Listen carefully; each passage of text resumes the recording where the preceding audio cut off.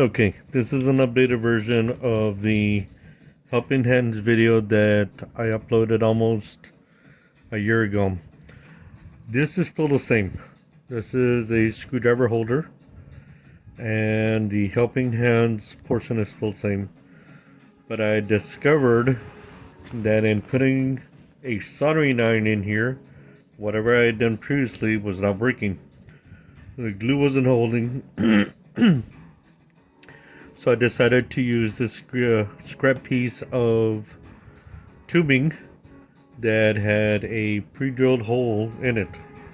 Putting a bolt through it, I bolted it down to this 45-degree angle block, and in doing so I discovered that it was going to be able to dissipate the heat the way it was supposed to, like the copper tubing had done previously, and it was going to be working better.